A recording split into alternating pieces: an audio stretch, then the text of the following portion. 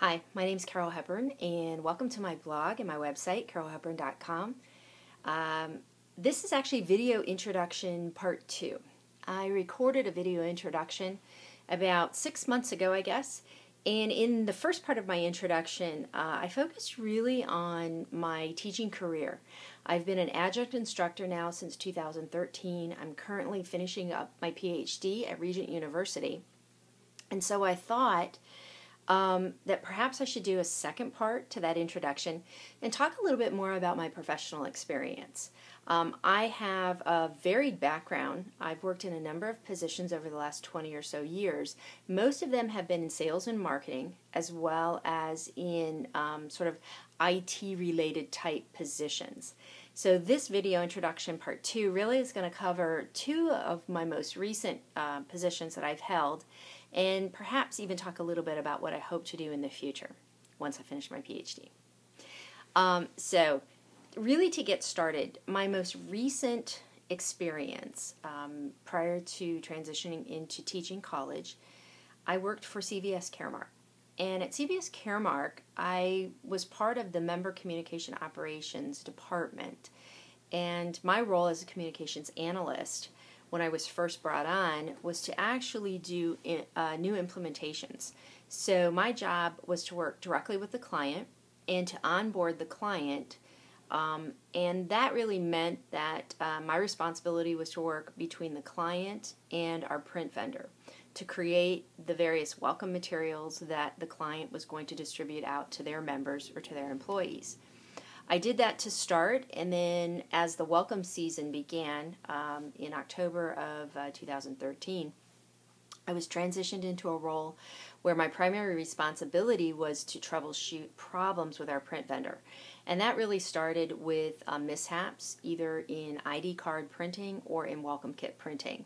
So I spent about 2 months working on ID card issues. And then I was moved into a similar role, but I worked with brand and compliance and legal, specifically on problem resolution for some cases that involved HIPAA violations.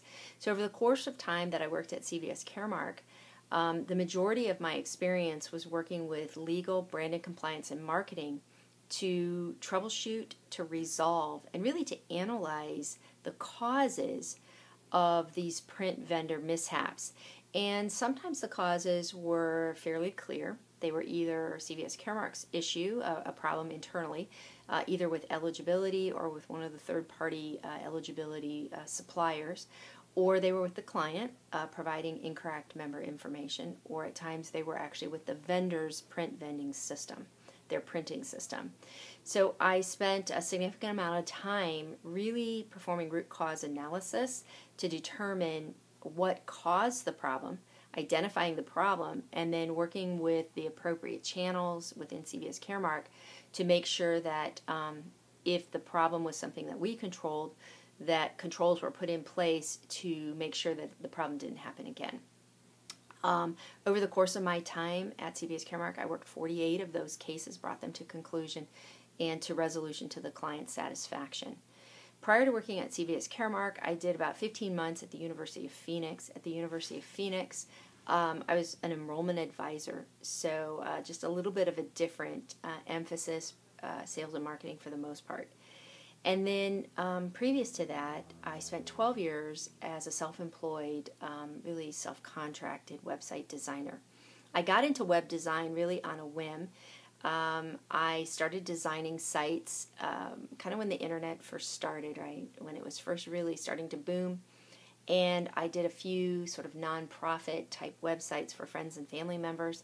And then that really spiraled into a small part-time business, which then grew into really a full-time business that functioned as part of an overarching family business that I was a part of.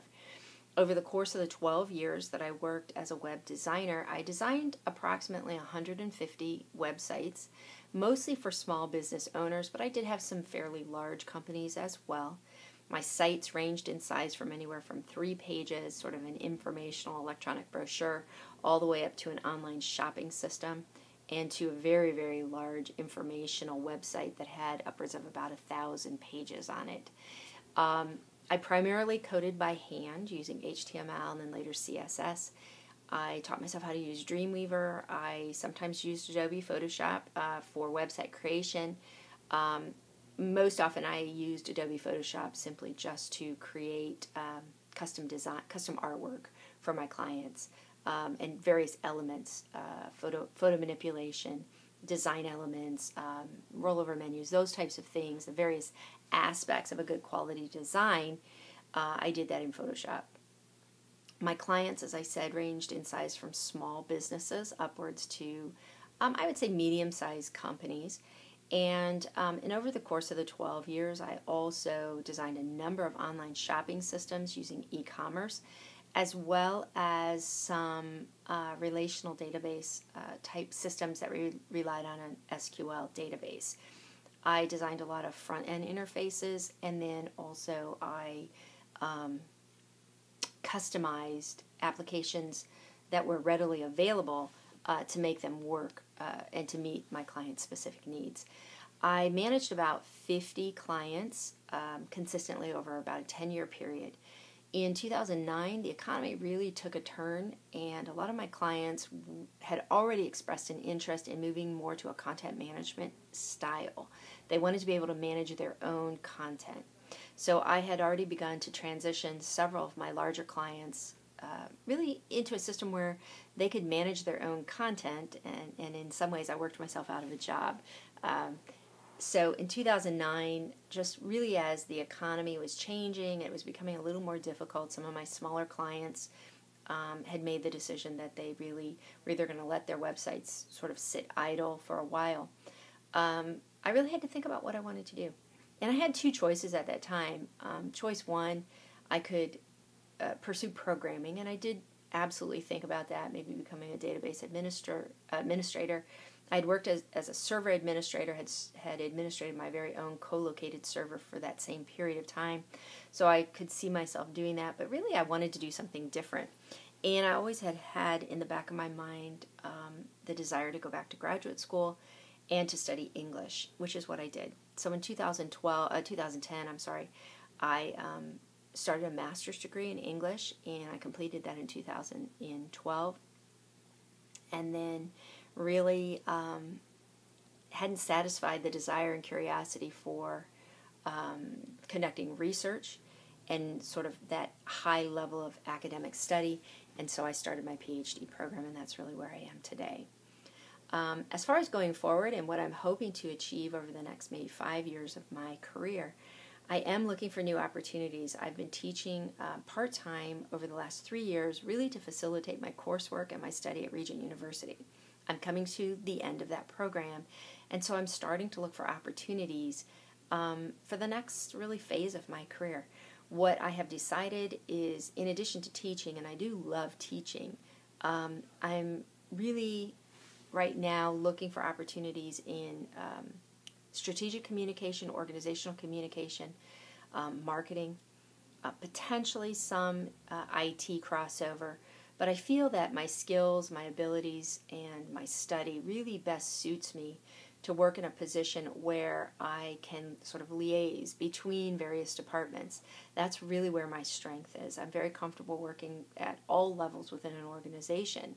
So right now I would like to take what I've done, all of my experience previously, as well as my interest in organizational communication, marketing, brand, and sort of find a position that'll give me a little niche where I can sit very comfortably and I can feel as though I'm able to utilize everything that I have to make a better quality product. So if you'd like to know more about my background and my interests, please feel free to check out more on my blog, carolhepper.com. Feel free to give me a call or send me an email. I'll be more than happy to talk to you. Thank you. Have a great day. Bye.